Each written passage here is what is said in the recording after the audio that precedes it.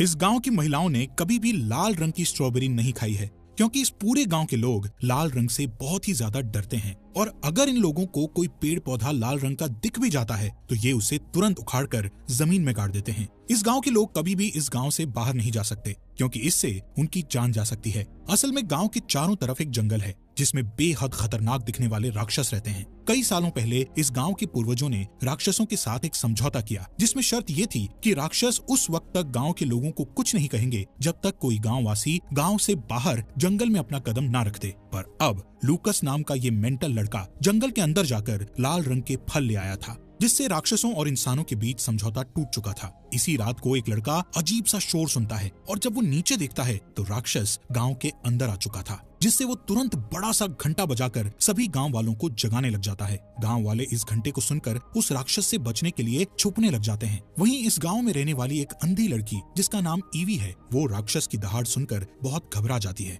राक्षस भी उसकी तरफ बढ़ रहा था। अब आगे इस कहानी में क्या क्या होता है, चलिए जानते हैं दोस्तों। तो कहानी की शुरुआत 19वीं शताब्दी से होती है, जहाँ पर हमें एक विलेज को दिखाया जाता है जिसका नाम पेंसिल्वेनिया है। हालांकि इस गांव में हर तरह की खुशहाली है, लेकिन इस गांव से कभी कोई बाहर नहीं जा सकता।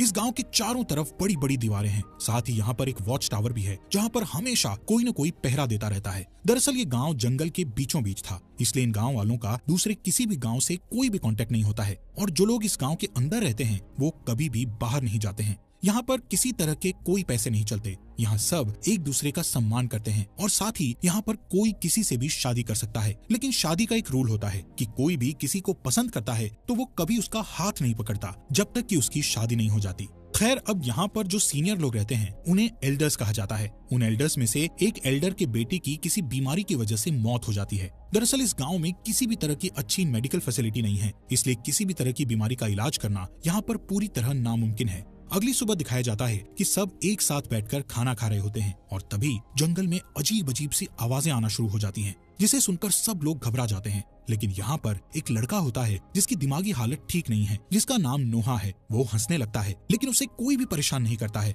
और कोई उसका मजाक नहीं उड़ाता है, क्योंकि इस गांव में रहने वाले सब लोग एक दूसरे से बहुत प्यार करते हैं और एक दूसरे का साथ देते हैं। वहीं दूसरी तरफ दिखाया जाता है कि गांव में एक जानवर की डेड बॉडी मिलती है, जिसके बाद इस गांव के सभी एल्डर्स एक मीटिंग रखते हैं जिसमें वो डिस्कस करते हैं कि आखिर उस जानवर को किसने मारा होगा। तभी गांव का नौजवान लड़का लूसियस वहां पर आ जाता है और सभी एल्डर्स से विनती करता है कि मैं इस गाँव से बाहर जाना चाहता हूँ ताकि मैं मेडिकल फैसिलिटी को यहाँ तक ला सकूं। हमारे आसपास जरूर दूसरे गांव होंगे। हमारे एक साथी की अभी अभी बीमारी की वजह से मौत हो गई है। अगर हमारे पास मेडिकल फैसिलिटी होती तो हम उसे बचा सकते थे। पर लूसियस की इस रिक्वेस्ट को पूरी तरह से मना कर दिया जाता है। लूसियस की रिक्वेस्ट को मना करने का कारण ये था कि यहाँ गाँव के आसपास जंगल में जितने भी क्रीचर्स थे वो पहले गाँव पर आकर हमला किया करते थे, लेकिन एल्डर्स ने उनके साथ एक समझौता किया था, जिस समझौते के मुताबिक इस गाँव से कोई भी कभी भी बाहर नहीं जाएगा और एल्डर्स इस समझौते को नहीं तोड़ना चाहते थे, क्योंकि अगर उन्होंने ऐसा किया तो वो क्रीचर्स गांव में आकर एक बार फिर से इन लोगों के ऊपर हमला करेंगे। क्रीचर्स से समझौता सिर्फ यहाँ के एल्डर्स ने किया होता है और उन्होंने उन्हें देखा होता है, जबकि नई जनरेशन ने उन्हें नहीं देखा था। लेकिन नई जनरेशन को जंगल से उनकी आवाज आती रहती है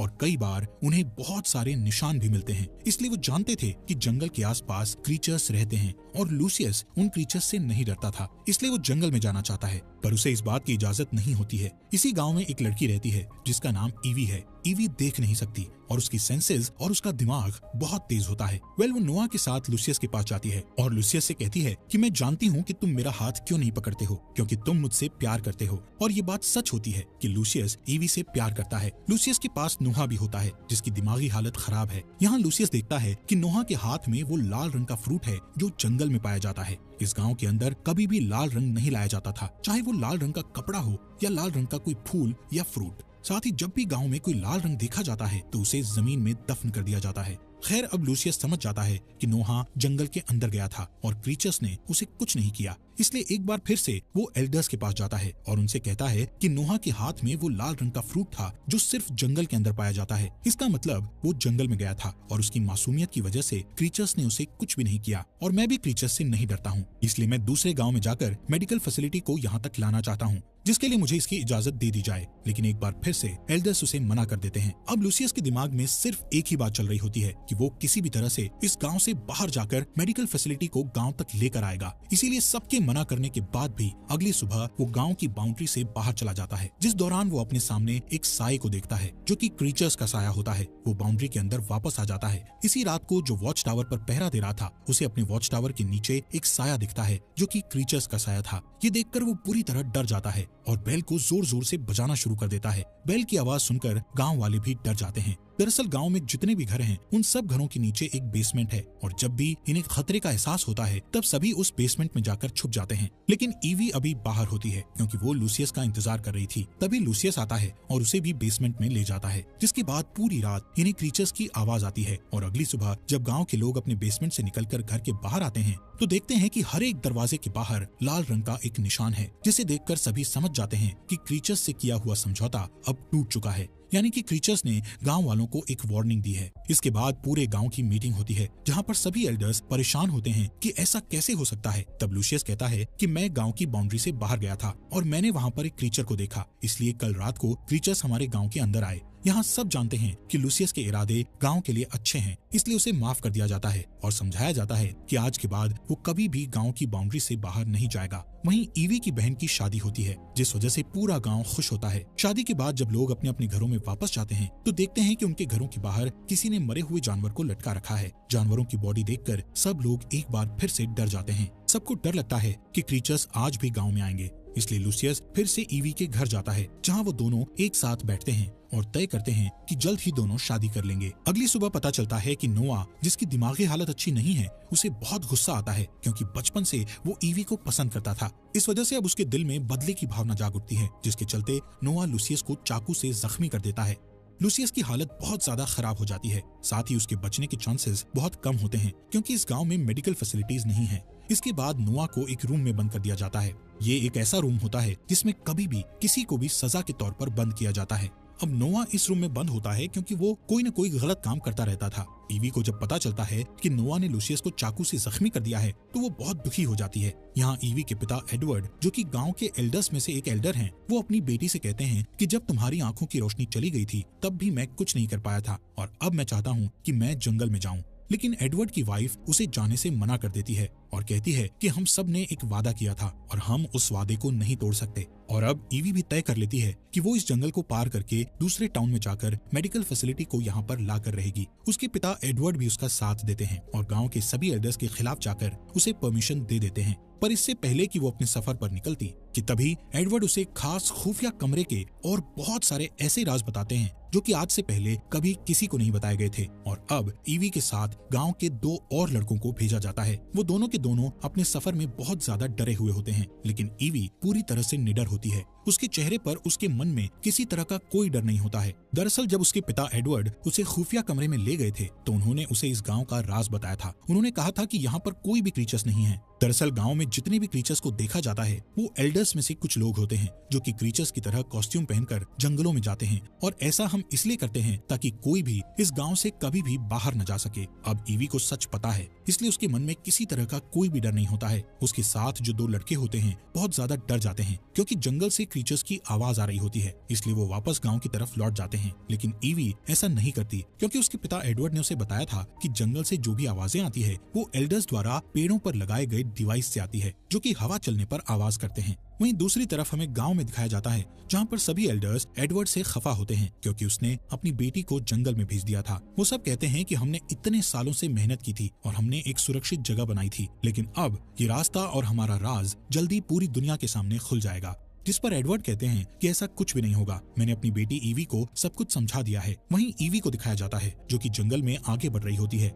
तभी वो एक बहुत बड़े गड्ढे में गिर जाती है, पर किसी तरह वो उस गड्ढे से बाहर आ जाती है, जिस दौरान उसे क्रीचर्स की आवाज आना शुरू हो जाती है। हालांकि उसके पिता ने बताया था कि जंगल में कोई भी क्रीचर्स नहीं है, लेकिन गांव में ऐसी भी कहानियां प्रचलित थी जिसके अनुसार बहुत पहले क्रीचर्स होते थे और वो इंसान की नकल किया करते थे। जिसके बाद ईवी एक लकड़ी तोड़ती है, तब उसे सामने से भी लकड़ी तोड़ने की आवाज आती है। इसके बाद वो एक पत्थर फेंकती है, तब सामने से भी कोई पत्थर फेंकता है, जिसके बाद वो समझ जाती है कि क्रीचर्स सच में उसके सामने हैं। इसलिए वो डरकर भागने लगती है और तभी हमें उस क्रीचर को दिखाया जाता है जो उसका पीछा कर रहा होता है। ईवी की सेंसेस बहुत ज्यादा एक्टिव होती है, इसलिए वो उससे बचकर भाग रही होती है।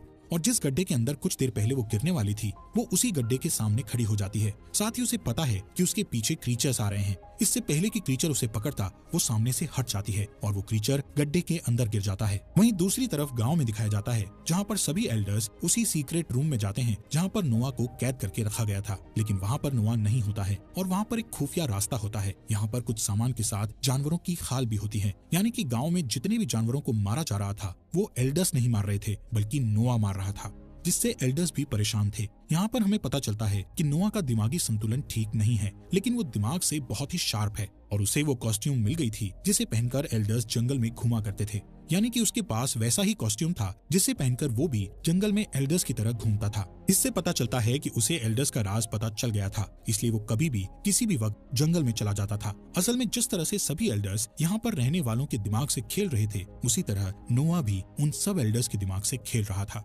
लेकिन वो ईवी से प्यार करता था, इसलिए जब उसे पता चला कि लूसियस ईवी से शादी करने वाला है तो वो अपना आपा खो बैठा और उसने उसे मारने की कोशिश की, जिस वजह से लूसियस बहुत बुरी तरह से जख्मी हो गया। खैर जंगल में जो क्रीचर्स ईवी के पीछे थे, जो गड्ढे में गिर गया था, वो कोई और नहीं बल्कि नोआ होता है जो कि अब मर चुका था।